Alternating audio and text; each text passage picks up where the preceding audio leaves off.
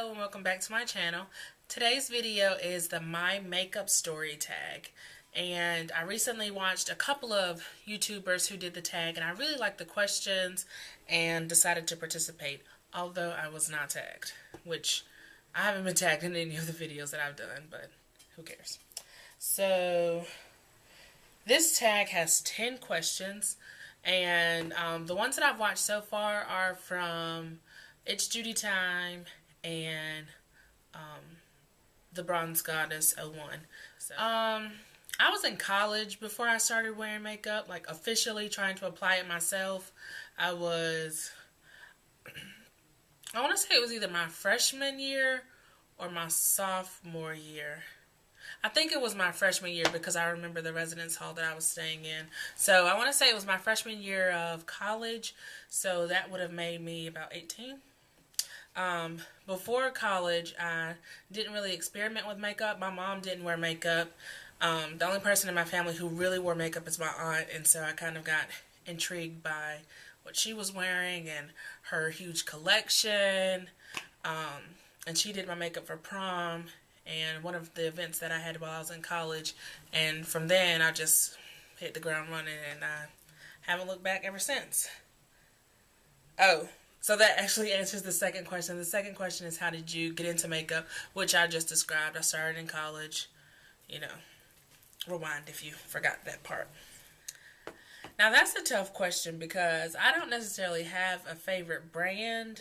I'm looking around at my makeup collection now to see if I have any standout favorites. I would say my favorite brand of lipstick is MAC lipstick. MAC lipstick. But other than that, I don't think I really have a favorite brand. I change my mind all the time and I'm so indecisive, so I'll have favorite brands for a limited amount of time and then I'll jump to something else because, you know, the makeup world is always evolving, so I don't like to stick with one brand. I'm not partial to one brand. The only thing that I really like is MAC lipsticks, but it's not like, oh, I only wear MAC lipstick, nothing like that. So, I would say a few of my favorite brands are Urban Decay, Becca, NARS has the best blushes, I would say, by far. I really like Too Faced. And as far as drugstore, I really like Revlon and L'Oreal. So those are just a few of my favorite brands. And to me, makeup doesn't really mean a lot. I just kind of do it as a form of expression. It's something that I like. It's something that I just kind of got into during college. And for me, when I was younger, I used to love to paint. And so now makeup is kind of my way of like painting myself, kind of. I do appreciate like the special effects and things like that. And I think it's really cool, but as far as like meaning the world to me, no. I do think it could be a great benefit for people who have skin problems or skin diseases that they're embarrassed about. I do think that it could be very beneficial in that. And I have seen the kind of benefits of that and how it kind of lifts, or how the transformation kind of builds people's confidence and helps them be more confident. But that's just not what it means to me personally. When I worked part-time at Sephora, some of the people there would act like makeup was the world and how it was just so great. And because I have passions outside of makeup, I mean, to me, it's really not that serious. I think there's a whole big world out there, and far greater things that we could be passionate about and that could really mean the world to us, and it's just not makeup for me. I think a lot of people can be surprised by that just based on like the tutorials that I do here, but it's just a hobby. So to me, makeup is fun. It's a hobby. It's something I like to do. If I could only wear 4 products on my face, it would be an eyebrow pencil, concealer, blush, and lipstick. That's it. Give me those 4 things and I'm a happy girl. I really like how you can kind of transform yourself into makeup. I watch a lot of the special effects tutorials and things like that on YouTube, and I just think it's so cool. It is so amazing. And, you know, not only for cosmetic purposes, but, you know, just for fun. So, to answer the question, my favorite thing about makeup is just having fun and trying new things. And a lot of people get all wrapped into it. Like, a lot of people ask me questions and, you know, I tried so and so and this doesn't work. What's the worst that could happen? Makeup fades away. You can wipe it away. If you create a disaster, wipe it away, start over. That's all there is to it. I'm not partial to drugstore or high-end makeup. Whenever I first started out in college, I was not rich, so I was tearing the drugstore up looking for, you know, good deals and things on clearance and stuff that I could wear and buy.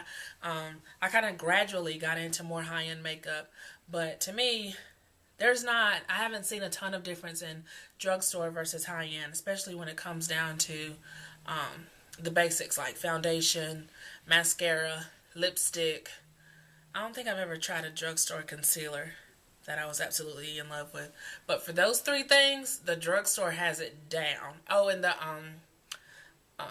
eyeshadow, not like regular powder eyeshadow, but like cream shadows.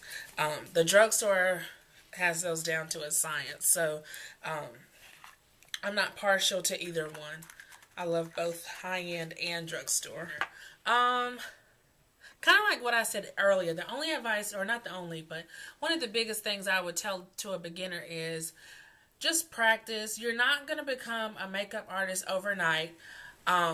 Whenever I first started getting into makeup, I would watch YouTube videos and try those things at home, and it would be a hot mess, like really. So you just have to be patient with yourself and with anything else, just like riding a bike. You're not going to be able to graduate to a unicycle in a day. I mean, it takes baby steps. It's a learning thing, and you have to learn what works best for you. So just take it one day at a time.